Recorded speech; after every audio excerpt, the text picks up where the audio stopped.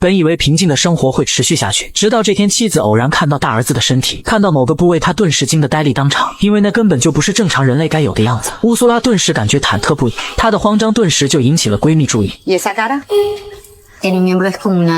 闺蜜听到却是哈哈大笑，她觉得这很正常，毕竟大儿子正在长身体。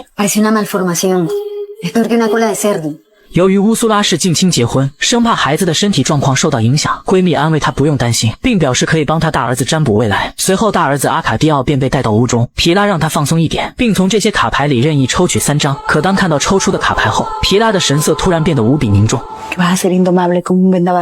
大儿子听后洋洋得意，可也就在这时，皮拉突然将手放到桌下向前摸去，大儿子瞬间感觉像触电一般酥软无力，直到乌苏拉推门而入，这才打破了这尴尬局面。他问闺蜜占卜结果如何，皮拉告诉她，你儿子以后不会为女人和后代发愁。殊不知大儿子的命运也将彻底改写。等到晚上，床上的大儿子浑身燥热，辗转难眠，于是他偷偷溜出房间，径直就朝着皮拉的房间走去。而也就在这个漆黑的夜晚，大儿子阿卡迪奥变成了一个真正的男人。乌苏拉对儿子的事却一无所知，第二天还让闺蜜来帮忙照看2个儿子，只是一个对视，两人的手竟又握了起来。但他们的亲密举动却被小儿子发现，并且他注意到哥哥晚上经常不在房间，直到天亮前才会回来。于是在弟弟不断的追问下，阿卡迪奥还是说出了他的秘密。虽然弟弟年纪尚小，但还是对哥哥的经历充满了好奇，而这也成了兄弟俩之间的一个秘密。身为父亲的何塞依旧是老样子，每天都在家里做着各项研究。虽然妻子不同意他外出探险，但他还是希望能把这些研究进行变现，从而让马孔多小镇赶上时代的发展。直到这天，他做出一面镜子，可以聚焦阳光的能量，让对面的白布燃烧起来。家人看到后顿时变得兴奋无比，也在实践中第一次感受到了科学的魅力。很快，1年1度的庙会又到了，吉普赛商队再次来到了这个偏远小镇。何塞带着儿子四处游玩，也第一次见识到了散发寒气的巨大冰块。冰块看上去就宛如晶莹剔透的钻石一般，何塞顿时就被深深吸引。可他刚想触摸，却被对方制止。原来摸一下还需要支付5雷亚尔的费用。何塞没有犹豫，立马交钱。对于常年生活在丛林的他们来说，那种冰冰凉的触感竟也成了一种从未有过的独特体验。直到多年以后，小儿子奥雷里亚诺被执行枪决时，又回想起了今天这熟悉的一幕。但很快何塞就收到了一个惊天噩耗，他找到商队里一位正在表演的老者，询问他大胡子这次为何没来。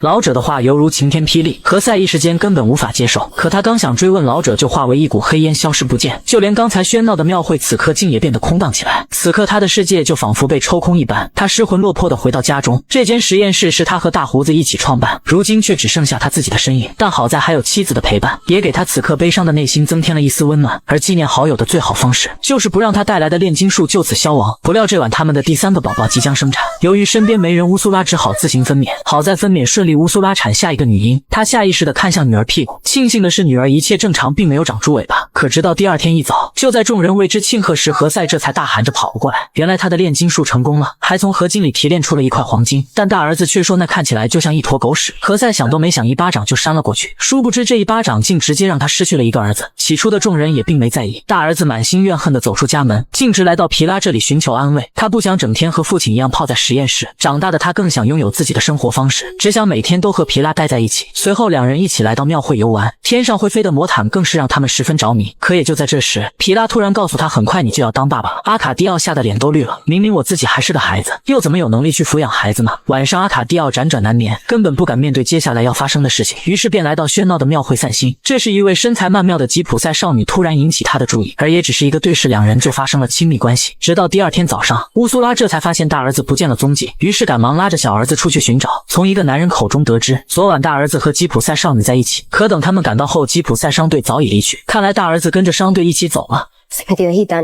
乌苏拉让小儿子回去通知父亲，自己则是跑进山林前去追寻。很快何塞就带着众人赶了过来，可他们足足找了3天3夜，非但没有找到大儿子，就连去找儿子的乌苏拉也不见了踪影，谁都不知道他们去了哪里。而自此以后，抚养女儿的重任就落到了何塞身上。昔日喧闹的家里此刻也变得无比凄凉，但何塞依旧钻研着对金银的提炼，有时还让小儿子来一起帮忙。Papá, la canasta. Son Papá. propiedades de la materia, hijo. Nada extraordinario si logras entender.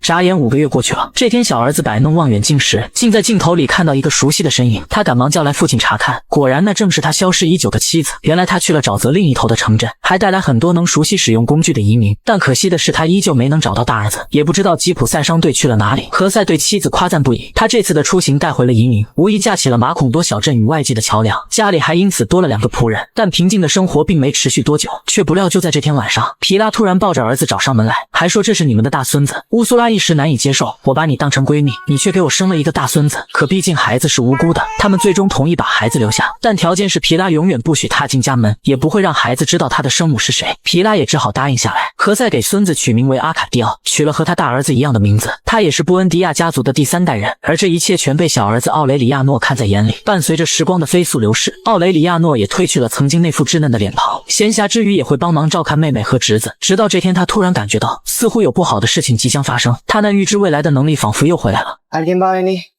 一同送来的还有一封信件，但信的内容却十分简单，只提到女孩的名字叫丽贝卡，是何塞的一个远方表亲。如果你问她饿不饿，她依旧默不作声，沉浸在自己的世界里。乌苏拉看她可怜，便将其收留下来。殊不知他们的噩梦也才刚刚开始。乌苏拉将她安排到3女儿的房间，3女儿好奇地打开麻袋，眼前的骷髅顿时让她惊恐不已。然而更恐怖的是，每到晚上，丽贝卡就坐在椅子上摇啊摇，一双空洞的眼眸直直地盯着夜色发呆。这怪异的举动让2个孩子十分害怕，3女儿更是吓得不敢回房。好不容易熬过夜晚，家里准备了一桌丰盛早餐，可丽贝卡却是不肯吃饭。乌苏拉说这是镇上最美味的山药汤，丽贝卡非但不吃，竟还直接把食物推到一旁。乌苏拉气愤地站起身子，告诉他不吃完不准下桌。可下一秒，这下乌苏拉彻底怒了，你不吃饭也就罢了，但绝不能浪费我们的食物。随即便将他关进房间自我反省。可当晚诡异的事情就发生了，丽贝卡突然起身走出房间，好奇的3女儿拿着油灯出来查看，而眼前的一幕顿时就让他惊呆了。丽贝卡竟然蹲在菜地里挖土吃，赶来的乌苏拉前去查看，可下一秒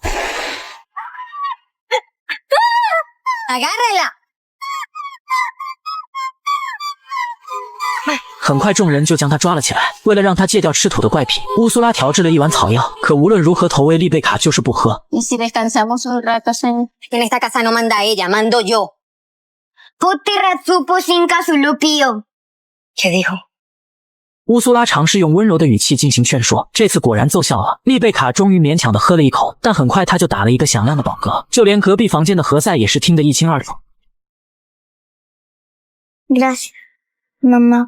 听到他叫自己妈妈，乌苏拉的心也被彻底融化。而自那以后，丽贝卡就仿佛像是变了个人似的，不但主动的和家人聊天，就连性格也变得开朗不少。乌苏拉对她更是疼爱有加。3女儿感觉自己被母亲忽视，于是便想学丽贝卡摔碗引起关注，但在父母的注视下，她还是不甘的将碗推了回去。一颗仇恨的种子也在心里生根发芽。不料这晚却是发生了意外，女仆突然听到外面传来吱呀的声响，于是便和男仆一起出去查看。他们来到后院，这才发现丽贝卡竟又坐在椅子上摇晃起来。 ¿Rebeca?